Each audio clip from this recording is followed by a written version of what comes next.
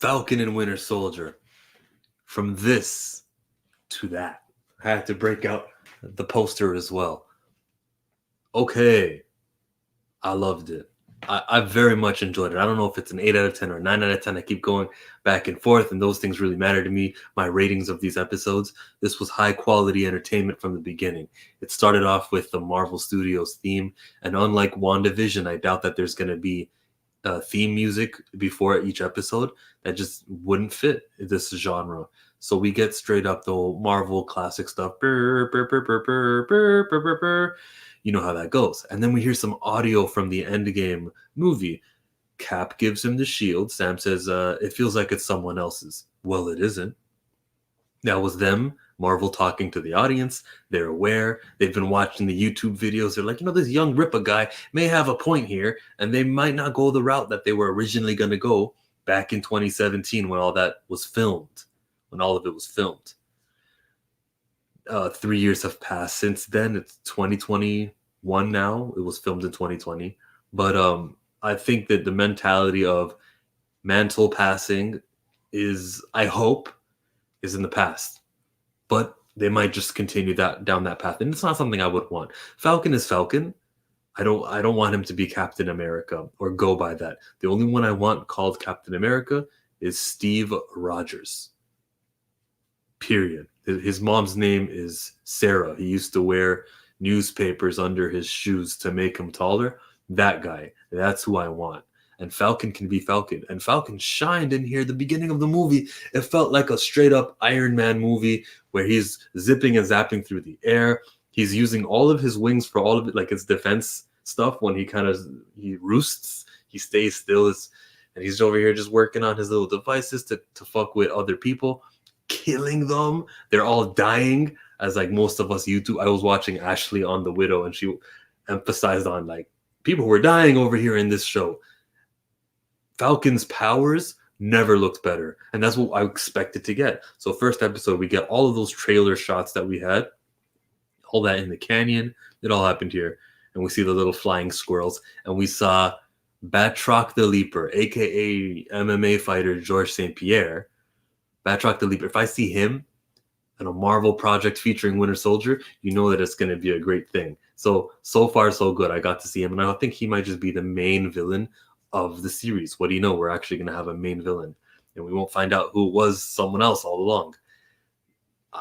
No room for theories, I don't think, over here. You might have your little thoughts about Isaiah Bradley. You might. But also there was a toaster back in Louisiana. When Sam was talking to his sister in the background, there was definitely a toaster. Eagle-eyed viewers noticed that toaster. I don't know. I shouldn't shit on people who want to make their theories. It's fun sometimes. Just don't get ridiculous with it. There's a big scene where the United States military come out looking like the good guys because they never entered. It was the Libyan airspace. Okay. Now there's this character named Joaquin Torres, who is also in comic book world also considered himself Falcon, because when Falcon became Captain America, they said, okay, well, you Joaquin are going to be now called the Falcon, which is that complicated mental passing on stuff that I hate from comic books, because obviously Falcon is Falcon now, right? That story where he was Captain America didn't last. So now we got two people called Falcon. Anyways, Joaquin Torres was introduced here. His age was, well, if you're in the army, you got to be older than 18, right? If you're actually doing missions and stuff. Joaquin Torres is older than what his comic book counterpart is. As someone who always talks about Kamala Khan and Riri Williams and how they're going to be in the Marvel Cinematic Universe, I always tell you guys they don't age in paper on comic books. They're the same age, but they will have to age eventually in their show. With Joaquin, it was like, bro, we're not even doing the teenage hero stuff. We're just going to make this guy an adult hero. Does he have many stories to take from? Not really. He's on the Champions team, but he's like the 9th most important member of that team, which is already like, there's the X-Men, there's the FF, there's so many more teams, the Avengers, there's the Inhumans, and then we get to the Champions. But whatever. That's all something I noticed. Joaquin Torres, young hero, who's actually going to be older in the series. Sam is going to return that shield symbolically. And War Machine showed up. I didn't know James Rhodes would be in this show. Gives him a talk and asks the question about the mantle stuff. He asks, Sam answers. Let's watch this so and see how it folds. When the shield is returned to the United States, I didn't think it would stay in that museum. You would think that a fake goes on museum for display, and the real one, which is actually made out of, it should be made out of vibranium. I don't know what this new one is made of. First of all, where does this new shield comes from? Okay, Captain America with his 6 Infinity Stones and Thor's hammer, he goes back and he returns everything to where it's supposed to be, right? I think in that mission, he goes, wait a minute, I need a shield. 6 Infinity Stones may work your magic. Ah, and now I have a shield. And that's where that shield comes from. He fights crime, he returns all the stones, and then he goes, let me return back to Earth. Let me return back to the time branch. Actually, I'm going to go back to the past. I'm going to kiss and dance with Peggy, and that's the ending of Endgame. And I think, and this is my theory, that he dances with Peggy, lives his whole life in privacy. He has this shield that he made with Infinity Stones, and he lives in privacy and until the end of Endgame, where he sits on that bench and he goes, by the way, here you go, Sam. That's how I envision everything happening. And everyone, including the screenwriters and the directors, have differing opinions, so we'll never agree on what actually happened and how that actually happened. There's a flashback now when Bucky, because it's called Falcon and the Winter Soldier, Bucky is being the Winter Soldier. I was mad seeing the regression. What, we're going back to this? Didn't all of that matter? This was a flashback, and it was a dream, and he's having dreams, and he's talking to his shrink, and his shrink is the most interesting shrink ever, and she has the notebook, and they made it very fun watching Bucky talk about everything he's been through. So that was a little bit fun. He kills a guy. We're gonna see Bucky talk with an old man who was the father of the guy who we killed in that dream. I didn't know he was the father of that guy until we heard the Winter Soldier music, or when they were sitting there in the bar, and I said, "Oh, you killed it." That was not confirmation for me. I didn't need the picture at the end. I heard that Winter Soldier music, and I said, "Okay, that's what you're on, Bucky." Okay, but Bucky's trying. He's trying to date. How old is he? 106. That was very funny to me. A lot of good humor here, and a lot of even some swearing. Sam was telling his sister, he said the word shit out of nowhere. That took me by surprise. They are continuing to use the word blip in here. Also something that I took note of, that I wrote down here in my notes. And the second thing that I noticed, when Sam goes back home, Sam is from Harlem, fictionally, in Earth 616. But in this, they're making it look like he is of Louisiana. And it looks like he and his sister were blipped, but the kids were not blipped. They're looking for a loan. He goes for the loan.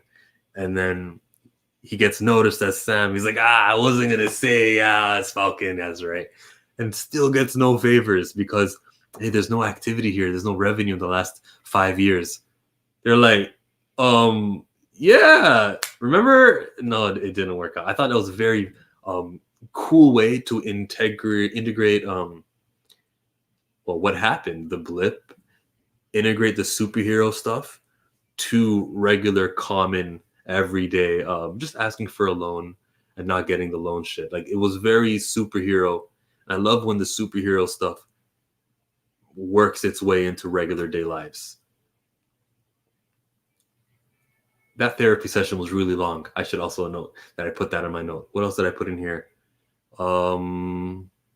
Okay, so when Joaquin Torres, looks like he's a good guy. He was asking a lot of questions to Sam. Hey, where's Steve? I heard he's on the moon and that kind of stuff. He's not. But he could be too. You never know. Like, why not? Why not put him on the moon? So he's not, according to Sam. That guy also was trying to find a way into the LAF's, that's a terrorist organization, the LAF. And he got jumped. He got knocked out, but he wasn't killed. And that's incredibly stupid. You obviously have to kill the guy. He's a threat to your operation. So kill him. Come on. Kidnap him, something. Don't just leave him alive so he can tell this story for another day. That was weak. It looked like a Pokemon Go raid battle when everyone's on their phone, and it's actually kind of smart. It's probably something that happens in real life, and they wanted to use it in a movie, in a series. So I like that. It looks really cool. Avengers are poor. Avengers don't have money. They couldn't email Pepper for nothing. Nope, that was it. There was a little, not a post credit scene, but a little a sending off. There is someone who got that shield. Who is he? John Walker. He looks like Hangman Page from All Elite Wrestling, but John Walker has that shield now. Smiles at the camera, and I want to. That guy's gonna die. That guy. I don't see a long-term deal, a long-term contract with this guy. I think he lasts just for this show. We're gonna want him to die because he was so hateful, infuriating. Now, I don't want Sam to be Captain America, but I want him to get back that shield.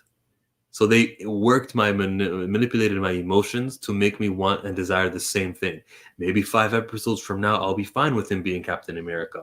I very strongly doubt it, but I want the same thing the show intends me to want. And that's for Sam to retrieve that shield and say no. I don't know how he's going to just use the shield all of a sudden. It takes a lot of time to learn and figure out. He's going to have to change his whole fighting style and whatnot. So, like, no one thinks of that too. It's just, oh, it's a symbol. It's a symbol of the Captain America mantle. But it's also, how effective are you going to be now where you got to carry this thing that you don't need that shield. Your wings are shield enough. And as we saw it displayed earlier when he was fighting. That's the review, everybody.